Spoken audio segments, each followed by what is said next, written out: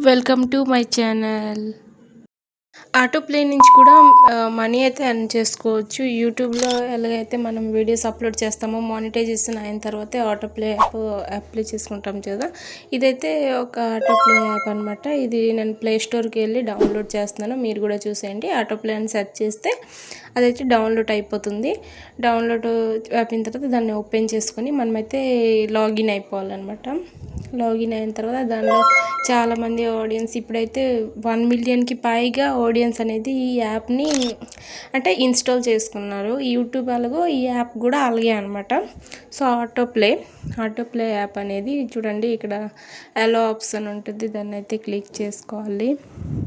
చాలామంది అయితే ఇన్స్టాల్ చేసుకున్నారు. చాలామంది క్రియేటర్స్ కూడా ఈ యాప్ అనేది యూజ్ చేస్తున్నారు. చూడండి, మ్యూజిక్, ఎంటర్టైన్మెంట్ మనకి ఏది కావాలన్నా మనమైతే సెర్చ్ చేసుకొని మనం చూసుకోవచ్చు అనమాట.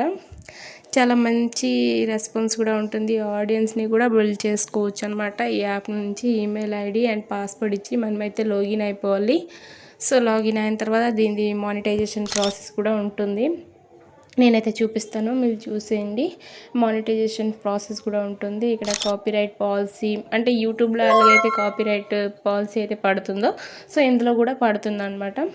చూడండి, నేను చూపిస్తాను. దానిలో ఏటైతే ఉన్నాయో దాని ఆప్షన్స్ అనమాట. కాపీరైట్ అంటే మనం యూట్యూబ్లో ఏంటి కాపీరైట్ అంటే మనము వేస్ట్ కంటెంట్ చేస్తేనే కాపీరైట్ అనేది పడుతుంది. ఇక్కడ చూడండి, నార్మల్గా అయినా చాలా మంచిగా ఉన్నాయి. అండ్ ఇది కూడా చాలా మంచి యాప్ అనమాట. దీనిలో మానిటైజేషన్ ప్రాసెస్ కూడా ఉంటుంది, చూడొచ్చు మీరు. ఇక్కడ ఉంటుంది ఓవర్ వ్యూ. చూడండి, ఇక్కడ beginner creator getting start and auto play. కిందకు కూడా చాలా అంటే అది యూట్యూబ్లో ఏంటంటే వాచింగ్ అవర్స్ బట్టి మనదైతే ఛానల్ మానిటైజేషన్ అవుతుంది.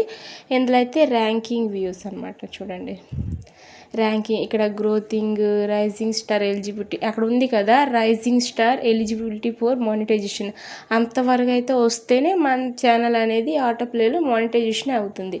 యూట్యూబ్లో ఏంటి ఇప్పుడు 4000 అండ్ వాచ్ అవర్ ఉండాలి, 1000 సబ్స్క్రైబర్లు ఉండాలన్నమాట. దీంట్లో మనం యూట్యూబ్లో ఎలా పోస్ట్ చేస్తామో దీంట్లో కూడా మనం అనేది పోస్ట్ చేసుకోవచ్చు అనమాట. మన వీడియోస్ పోస్ట్ చేస్తే దీనికి వల్ల కూడా యూజ్ ఉంటుంది, ఆడియన్స్ కూడా బిల్డ్ చేసుకోవచ్చు అనమాట ఆటో ప్లే యాప్.